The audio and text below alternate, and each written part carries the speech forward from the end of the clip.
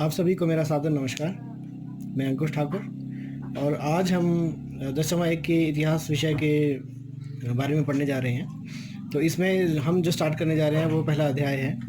और इस कक्षा के संदर्भ में पहले तो मैं आप सभी का स्वागत करता हूं, क्योंकि आप 10वां में अभी नए बच्चे हैं। और इस कक्षा में आप विशेष तौर पर कुछ ऐसी चीज़ों के बारे में यहाँ पे जानोगे जो विश्व के संदर्भ में बहुत ही महत्वपूर्ण रही हैं। और हमारा इस पुस्तक का जो नाम है the themes in world history, इसके संदर्भ में, इनकी विश्व के संदर्भ में जो बहुत ही महत्वपूर्ण रहा है, उन सब चीज़ों के बारे में हम यहाँ पे अध्ययन करने जा रहे हैं। कुछ चीज़ों के बारे में, हालांकि इतिहास विषय आपके लिए नया नहीं है, काफ़ी आप छोटी क्लासेस से ही जो है इसको पढ़ते आ रहे हैं, लेकिन फिर भी हम कुछ बातों को यहाँ पर जो समझने का प्रयास करेंगे। सबसे पहले हमारे पास सवाल ये आता है कि इतिहास है क्या। इतिहास, जिसे आप मुख्य तौर पर हिस्ट्री कहते हैं, इसका अंग्रेजी रूपांतरण हिस्ट्री है और इसे जो मूल शब्द हिस्टोरिका से लिया गया है। हिस्टोरिका, और जिसका जो अर्थ है वो है अतीत के संबंध में खोजबीन करना, अर्थात खोजबीन करना इसका अर्थ है। और अतीत के संबंध में, इनके बीते हुए समय के संदर्भ में जो खोजबीन करने की जो लालसा है वही इतिहास कहलाता है। और इसके जो जनक है वो है हेरोडोटस। इसके जनक है हेरोडोटस। ओके, अब इतिहास को, अब उसे जो है वो कुछ चीज़ों को हमें यहाँ पे समझना ज़रूरी है। इससे पहले कि हम जो है वो उसको, हमारा जो सिलेबस है उसे हम शुरू करें, तो उसके लिए जो बहुत ही ज़रूरी हो जाता है कि हम कुछ चीज़ों को इसमें समझें। जैसे कि अब इतिहास क्या है, किसे कहते हैं। क्योंकि आपने सुना होगा कि जो मानव का जो प्रारंभिक जो स्वरूप था वो आदि मानव था। और आदि मानव जो है वो एक बहुत लंबे समय तक इस धरती पर एक केवल एक प्रतीक के रूप में जो यहाँ पर वो अपने वजूद में रहा। तो कुल मिलाकर हमें ये समझना होगा कि वो आदि मानव का वो लंबा चौड़ा समय, और जिसे हम इतिहास वर्तमान समय जब हम किताबों में देख रहे हैं, तो उसमें किस प्रकार से हम भिन्नता समझ सकते हैं। तो सबसे पहले हमें समझना होगा अब इतिहास और एक ऐसे लंबे समय के बारे में जो डिफरेंस है वो हमें देखना होगा। और वो किस तरह से समझेंगे।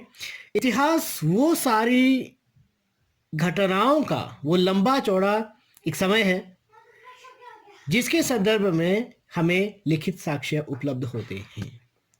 और दूसरी तरफ एक लंबा चौड़ा इतिहास, एक लंबा चौड़ा समय जब मानव या आदि मानव पढ़ना लिखना नहीं जानता था, अर्थात उनके संदर्भ में कोई भी हमारे पास लिखित साक्ष्य उपलब्ध नहीं है। वो लंबा चौड़ा जो इतिहास कहलाता है वो कहलाता है प्रागैतिहासिक काल। ओके, ऐतिहासिक काल मीन्स जो अतीत, जो प्राचीन समय में हो गया, जो बीत चुका है, जो घटित हुआ और जिसके संदर्भ में हमारे पास साक्ष्य प्राप्त हैं, उपलब्ध हैं। वो किसी भी तरह से हो सकते हैं। वो शिलालेख, क्योंकि कागज मुख्य तौर पर उस समय हुआ नहीं करता था, तो वो शिलालेख था, स्तंभ लेख था, ताम्रपत्र थे, ओके, भोजपत्र थे, अर्थात बहुत सारी चीज़ें, या गुफाओं की छतें थी, दीवारें थी। तो बहुत सारी चीज़ें ऐसी थी जिनके संदर्भ में जो है वो उसे देखा समझा जा सकता था। लेकिन अभी तक उसके पीछे बहुत सारे कारण थे। अब मैं उसको उस समय को और उस श्रेणी को जो है इस तरह से भी जो वहाँ पे उसको कंपेयर करना चाहूँगा। जैसे एक बच्चा जन्म लेता है, जन्म के कुछ समय पश्चात वो अपनी जो क्रिया प्रतिक्रिया करना शुरू करता है, तो वो लंबे समय तक एक ऐसी अवस्था में रहा करती हैं जो हमें समझ पाने में हमारे लिए संभव नहीं है।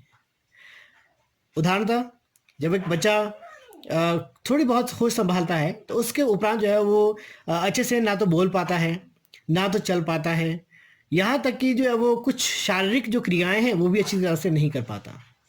ओके, तो ये सब जो चीज़ें हैं वो कैसे, वो शनै शनै इनकी धीरे धीरे ही जो है वो सीख पाता है।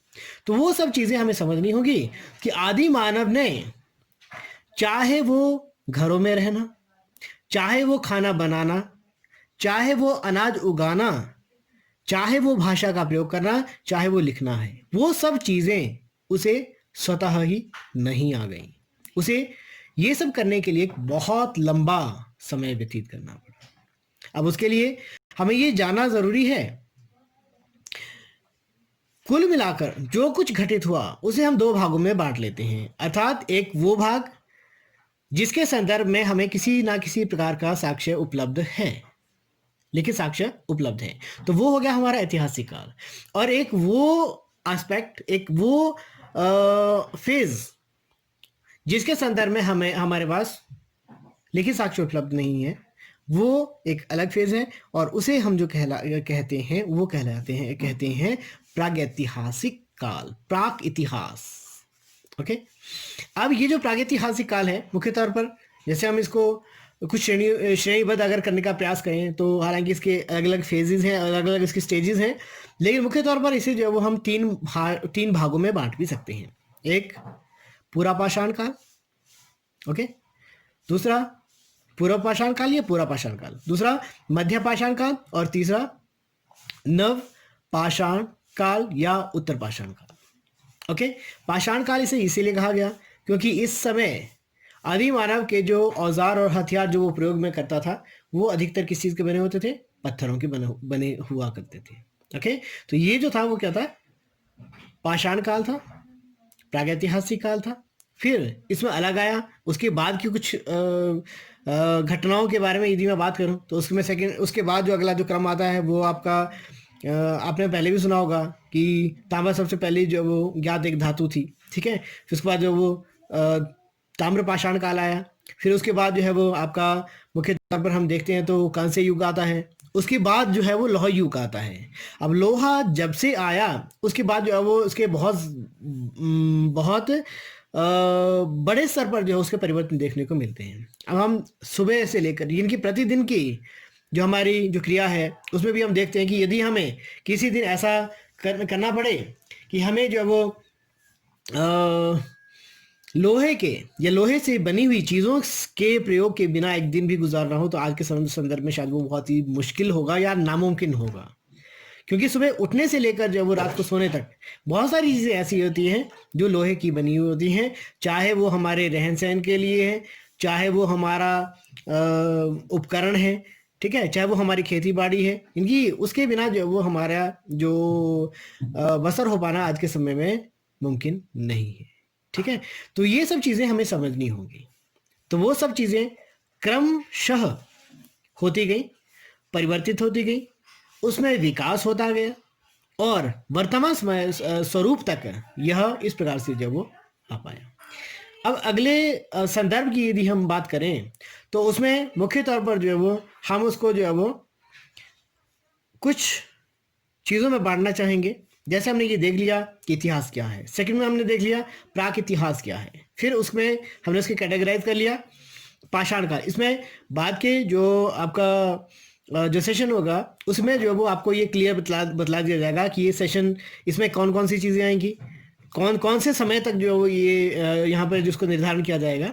लेकिन फिलहाल हमने जो सो सूत्र में बांधना है, उसे एक सूत्र में पिरोना है। ओके, उसके बाद यदि हम बात करते हैं तो जो वर्तमान स्वरूप में अब जैसे ये पृथ्वी भी ऐसे नहीं बनी, ठीक है, ये ग्रह भी ऐसे नहीं बने, सौरमंडल है, सौरमंडल में पृथ्वी से अन्य ग्रह टूटे, फिर वो उससे अलग हुए, उसमें सूर्य विस्फोट होने के उपरांत, ठीक है, उससे अलग हुए, फिर बहुत सारे परिवर्तन हुए। ओके, भौगोलिक परिवर्तन हुए, चाहे तूफान है या जो ज्वालामुखी का फटना है या विस्फोट होना है या कुछ अन्य बहुत सारी भौगोलिक जो क्रियाएं या प्रतिक्रियाएं हैं, उसके परिणाम स्वरूप क्या हुआ, उसका पृथ्वी का जो धरातल है वो ठंडा होता चला गया। अब जैसे एक उदाहरण दूंगा, जैसे कोयला होता है, आग के अंदर जलता हुआ अंगारा है, वो धीरे धीरे क्या होता है, बाहर से ठंडा होना शुरू होता है और अंदर उसमें आग अभी भी चली रहती है, ठीक है। आप देख सकते हो सभी के, आई थिंक सभी ने आग देखी है और आई थिंक बहुत सारे लोगों के घरों में चूल्हे भी होते हैं, तो आप उसको देख सकते हो, बाहर बाहर जो राख होगी वो ठंडी होती चली जाएगी, मतलब वो अपना स्वरूप बदल देगी और अंदर जो है वो आग अपने उसी रूप में रहा करती है। तो कुल मिलाकर हम देख सकते हैं कि आज भी यदि आपने छोटी क्लासेस में भी आपने देखा होगा कि जो पृथ्वी है उसमें बहुत सारी उसकी तहें बनी हैं, सतहें बनी हुई हैं और अंदर अभी भी लावा जो है वहाँ पे बहुत गर्म पृथ्वी का जो आंतरिक जो भाग है वो अभी भी बहुत गर्म है, उससे लावा निकलता है, उससे जो कठोर जो धातुएं हैं वहां से जो वो तरल पदार्थ के रूप में जो बाहर निकलती है। क्लियर? ठीक है, तो ये सब चीजें हमें यहाँ पर समझना जरूरी होती है। ओके, तो ये सब चीजें हुई, फिर ये लाखों सालों का जो ये प्रक्रिया थी उसके उपरांत जो है वो पृथ्वी ठंडी हुई। और ये विस्फोट कब हुआ था? क्योंकि जैसे हम बात करते हैं कि सूर्य उत्पत्ति की उत्पत्ति कब हुई थी, तो कहा जाता है कि 4 अरब 60 करोड़ वर्ष पहले सूर्य की उत्पत्ति हुई थी। उसके उपरांत जो है वहाँ पे विस्फोट हुआ, विस्फोट के उपरांत जो है वहाँ पे फिर पृथ्वी अनुकूल हुई। आपने देखा होगा कि पृथ्वी जो अद्भुत ग्रह भी कहा जाता है, नीला ग्रह भी कहा जाता है। पृथ्वी ही अभी तक जो ज्ञात जो स्रोत है उसमें से केवल एक मात्र ऐसा ग्रह है जिस पर जीवन पाया गया है। हो सकता है कि किसी अभी तक इस बारे में कुछ कहा नहीं जा सकता, अभी इस संदर्भ में शोध किया जा रहा है, जो हमारे वैज्ञानिक है वो लगातार खोज कर रहे हैं, लेकिन अभी तक इस संदर्भ में कुछ भी कहा नहीं जा सकता। क्लियर? ठीक है, उसके संदर्भ में तो फिर क्या हुआ कि यहाँ पर जो है वो पहले पृथ्वी का निर्माण हुआ, पृथ्वी में फिर जो है वो जल की उत्पत्ति हुई, जल में जीव आए, जीव जल और थल में आए, थल में फिर इसी प्रकार से क्रम बढ़ता गया। ओके, जैसे जल में जीवों की उत्पत्ति हुई, ये अगले सेशन में भी हम कर लेंगे। फिर उसके बाद जो है वो उभयचर आपने सुना होगा, ठीक है। फिर उसके बाद सरीसृप, फिर उसके बाद पेड़ों पर रहने वाले, फिर उसमें एक कड़ी आती है मैमल्स, जिसको आप स्तनपायी जीव या स्तनधारी जीव भी कहते हैं। ओके, और जो मनुष्य है वो भी उसी का ही एक अंग है। जिसे मैमल्स कौन होते हैं? मैमल्स जहाँ पे मादा जो है अपने बच्चे को अपने गर्भ में पालती है और कुछ एक अंतराल के उपरांत उसे पालने के उपरांत उसे जन्म देती हैं और अपना दूध उसे पिलाती हैं। तो इस प्रकार के जो जीव होते हैं वो मैमल्स कहलाते हैं, या स्तनधारी या स्तनपायी जीव कहलाते हैं। क्लियर? और इसके इसी श्रेणी में जो है वो मुख्य तौर पर हम कुछ चीज़ों के बारे में यहाँ पे आज बात करेंगे, और उसमें जो वो अगला जो इसमें पड़ाव आता है प्राइमेट्स। ठीक है, प्राइमेट्स के बारे में जो है वो अगर मैं आप को जो है यहाँ पे बतलाना चाहूँ, जो प्राइमेट्स होते हैं वो क्या है, इसके संदर्भ में जो है वो एक्चुअली में ये क्या था कि ये स्तनपायी जीवों का एक उपसमूह था जिसमें वानर, लंगूर इत्यादि जो शामिल थे। ओके, फिर प्राइमेट्स के बाद जो आते हैं उसमें जो आते हैं वो आपके होमिनिड्स आते हैं। ओके, तो ये क्रमबद्ध तरीके से जो आपको उसमें अलग से जो बता दिया जाएगा। फिर एक जो बात इसमें आती है वो आती है जीवाश्म। ओके, जीवाश्म क्या है? अब हमारे सामने सवाल ये आता है कि इन सब चीज़ों के बारे में हमें पता कहाँ से चलता है। ठीक है, अब ये लाखों साल पहले क्या हुआ था, करोड़ों साल पहले क्या हुआ था, तो उसके कुछ तरीके हैं। जैसे कि एक चीज़ आपसे जो साझा करना चाहूँगा, एक्चुअली में जो वैज्ञानिकों ने एक जो है वो एक तत्व की खोज की है, उसे कहते हैं C14 नामक परमाणु तत्व, कार्बन 14 नामक परमाणु तत्व। और वो तत्व क्या है? वो तत्व जो है इसकी जो इसके बारे में बात कही जाती है कि प्रत्येक जीवित वस्तु में एक परमाणु C14 नामक परमाणु तत्व पाया जाता है, और उसकी मृत्यु के उपरांत वह एक निश्चित क्रम में, एक निश्चित गति से वह क्रमबद्ध तरीके से घटता चला जाता है, और उसी आधार पर जो है हम उसकी आयु का पता लगा सकते हैं। क्लियर? और सेकेंड जिसको फेज आता है वो आता है फॉसिल्स। ठीक है, अब जीवाश्म आपके लिए एक नया शब्द नहीं होना चाहिए। जीवाश्म ईंधन आपने सुना होगा, जीवाश्म ईंधन जैसे हमारे पेट्रोलियम प्रोडक्ट्स हैं। ठीक है, तो जो लंबे समय तक जो वो हमारे पृथ्वी के अंदर जो वो पाए गए थे, और उन्हीं जीवाश्म मतलब ये प्रक्रिया है, लाखों साल जो है वो उसके भीतर रहते हैं, फिर उसमें से जो है वो कुछ पदार्थ जो है निकल जाते हैं, फिर वो ज़मीन के अंदर चले जाते हैं, उन्हीं को बाहर जो है निकाला जाता है, और वही जो है वो जीवाश्म ईंधन के रूप में हमारे सामने आ जाते हैं। ओके, तो जीवाश्म ईंधन जो है वो क्या है? जीवाश्म क्या है? जीवाश्म वही है, वही फॉसिल्स है, अर्थात वो जीवित जो जीव हैं या पदार्थ हैं, वस्तु हैं। ठीक है, तो वो नष्ट होने के उपरांत जो है वो क्या होते हैं कि लाखों सालों में जो है वो चट्टानों के नीचे दब जाने के उपरांत वो चट्टानों में समा जाते हैं, उसका रूप धारण कर लेते हैं। ठीक है, और अंततः वह जीवाश्म के रूप में जो है वो अस्तित्व में आ जाया करते हैं। तो ये जो कहलाते हैं वो कहलाते हैं जीवाश्म। ठीक है, जीवों के अश्म, जीवों के टुकड़े, जीवों के अंश। ओके, तो ये जो है, और सेकंड जिसमें आता है वो आता है प्रजाति या स्पीशीज। ठीक है, ये भी क्या होता है, इसमें जो वो क्या होता है कि एक ऐसी प्रजाति, जीवों का एक ऐसा समूह होता है जिसमें नर और मादा जो है वो मिलकर जो है वो संतानों को पैदा करते हैं, और जो उनकी जो संतानें होती हैं वो भी इसी क्रम में, इसी प्रकार से जब वो आगे जो वो बच्चों को जन्म दिया करती हैं। तो ये क्या होती है, एक स्पीशीज या एक नस्ल या प्रजाति बन जाया करती है। ठीक है, इसके संदर्भ में एक चीज़ मैं आपको और इसमें कहना चाहूँगा कि इसके संदर्भ में कहा जाता है कि जो आदि मानव है, ठीक है, जो होमोसेपियंस है, उसके संदर्भ में ये बात कही जाती है, क्योंकि आपने सुना होगा कि आधुनिक मानव को किस नाम से जाना जाता है, होमोसेपियंस के नाम से। किसे? होमोसेपियंस के नाम से। तो आप अब ये होमोसेपियंस की उत्पत्ति कहाँ हुई, इसके संदर्भ में दो तरह के सिद्धांत हैं। ठीक है, एक है क्षेत्रीय निरंतरता का सिद्धांत और दूसरा है प्रतिस्थापन सिद्धांत। क्षेत्रीय निरंतरता का सिद्धांत ये कहता है कि अलग अलग देशों में अलग अलग समय में परिस्थितियां अनुकूल होती चली गई, और जो आदि मानव है, जो होमोसेपियंस है, उसका जो प्रादुर्भाव होता चला गया। उसके पीछे ये अपने पक्ष में जो तर्क देते हैं। और सेकेंड जो इसमें आता है वो आता है प्रतिस्थापन सिद्धांत। आपने विस्थापन पढ़ा होगा छोटी कक्षाओं में। तो विस्थापन क्या होता है, मतलब जब हम किसी चीज़ को उसको डिस्प्लेस कर देते हैं एक जगह से दूसरी जगह के लिए, उसको हटा देते हैं। तो प्रतिस्थापन सिद्धांत भी कुछ हद तक इससे मिलता जुलता है। तो प्रतिस्थापन सिद्धांत जो है वो, उसमें क्या होता है कि